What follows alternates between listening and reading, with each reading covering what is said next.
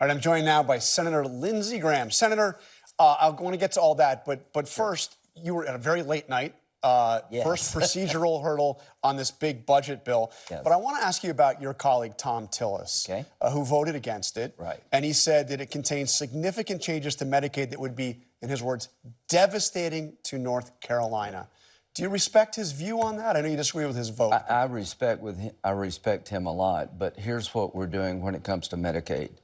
It's grown 50% in 5 years. It's about to take over Medicare.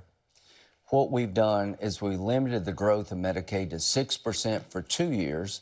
After that, 4% growth. We haven't cut Medicaid. We've reduced the growth, and Ted Budd is going to vote for the bill. The other senator from North Yeah, Carolina. I hope Tom, he's a wonderful man, a good senator, and we'll get through this. Well, look, I know Lisa Murkowski had the same concerns, but the bill kind of exempts Alaska from some of the big changes with Medicaid. So, but let me ask you, Okay. the president went on a tirade against Tillis last night. Yeah. Said he's going to meet with primary challengers. Said that he's grandstanding on all of this. Yeah. What do you make of that? Is he grandstanding?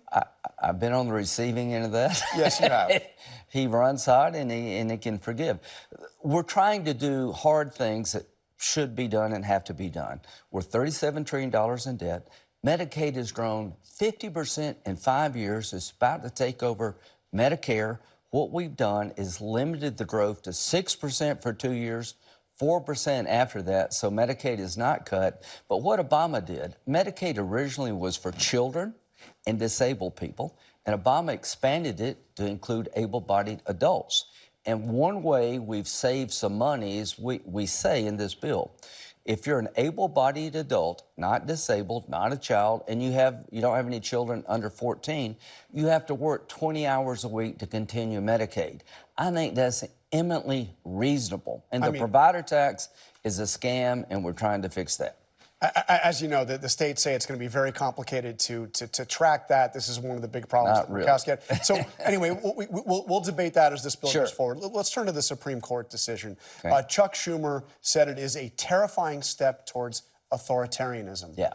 I know you don't agree with that. No, I don't. But both Schumer and Trump seem to think it made him a more powerful president. So what happened? What are we talking about? A single federal district court judge has been able to enjoin policy for the nation, and Amy Coney Barrett said that the equitable powers of a federal judge have limits.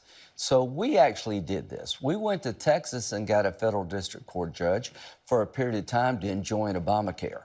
So the ruling was a single judge cannot stop policy for the entire country. That's beyond the mandate of a federal district court judge.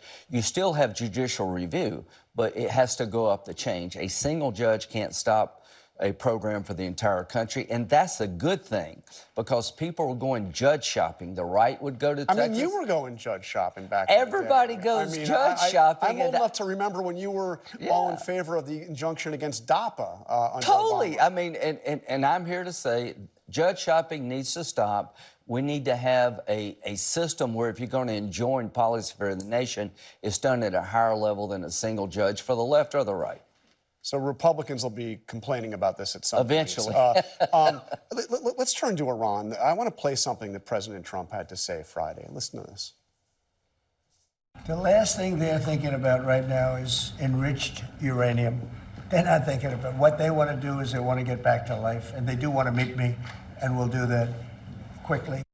Do you agree with them that Iran has basically given up on its ambitions to be a nuclear power? Too early to tell. I do agree that the 3 sites were obliterated. If you go to the dictionary and ask... Okay, obliterated, but what about the uranium? Where is that? So the 900 pounds? Yeah. I don't know if it's at the bottom of Fordo or some other site, but it's still out there. But here's the big point for me. And does that concern you? Is that definitely. Operation Midnight Hammer was a tremendous military success. It set the program back, I think, a couple of years.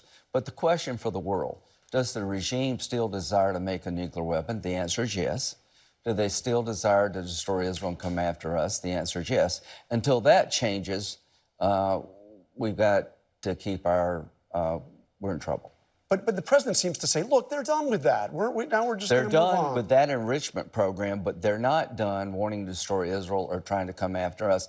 They're rounding up their citizens by the thousands. Yeah. They're executing people. They're trying to Anybody who they think could have been There's suspicious. a purge going on Yeah. in Iran. So when you're sitting down and talking to the Iranians, you got to remember, as you talk to them, they're slaughtering their own people to stay in power. So is it a mistake to sit down and talk to them? I think here's the requirement to sit down and talk.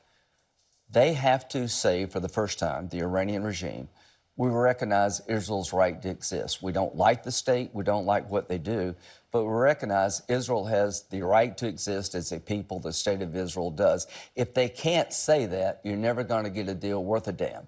So before you sit down with the Iranians, make them say publicly for the first time, Israel has a right to exist. And if they can't say that, that tells you all you need to know about who you're dealing with. Because the president suggested he was ready to lift sanctions. He wants to have trade Well, he deals with changed Iran. that. And all that. I know he stepped back on that.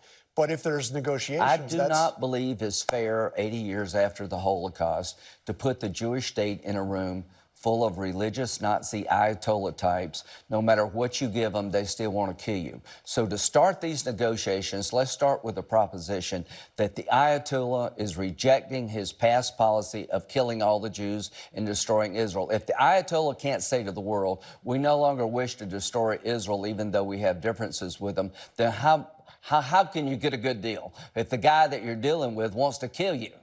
Now, I want to ask you about Russia because you're pushing this bill to impose severe new sanctions on Russia. Have you gotten Trump on board with this? Big breakthrough here. So what does this bill do? If you're buying products from Russia and you're not helping Ukraine, then there's a 500% tariff on your products coming to the United States. India and China buy 70% of Putin's oil. They keep his war machine going. My bill has 84 co-sponsors. It would allow the president to put tariffs on China and India and other countries to get them, stop them from supporting Putin's war machine to get him to the table. For the first time yesterday, the president told me. You were playing golf with him. Yeah, I was playing golf with him. He says, it's time to move your bill. There's a waiver in the bill, Mr. President. You're in charge of whether or not it's to be implemented. But we're going to give President Trump a tool in the toolbox he doesn't have today. After the July break, we're going to pass a bill that would allow the president. And he's going to sign it. Yeah, I think we're in good shape. But he has a waiver. It's up to him how to impose it. But we're trying to get Putin to the table. Very quickly before you go, the administration has forced the resignation of the president of the University of Virginia. Do you have a problem with the idea, again, we have different presidents, different times, different parties, but a president dictating to a university personnel decision who the president could be? Here's what I'm not really familiar, but I know that President is sort of declaring war on Harvard because they're such an anti-Semitic place. They're allowing people to run around and spit on Jewish kids. This DEI stuff, you know, they get federal dollars. I'm sure it's nothing personal. I'm sure it's based on his behavior, support for DEI programs that he believes, President Trump believes, not good use of taxpayer dollars. And as to Harvard and these other elite Ivy League schools, I enjoy and support freedom of speech as much as you do. But freedom of speech doesn't cover the ability to spit on a Jewish kid going to class. I mean, to be clear, the president of the University of Virginia has not done that or tolerated that. No, but he's probably embracing policies that President Trump thinks are not good investments by the taxpayer, and I agree with that. All right, Senator Lindsey Graham, thank you for joining us.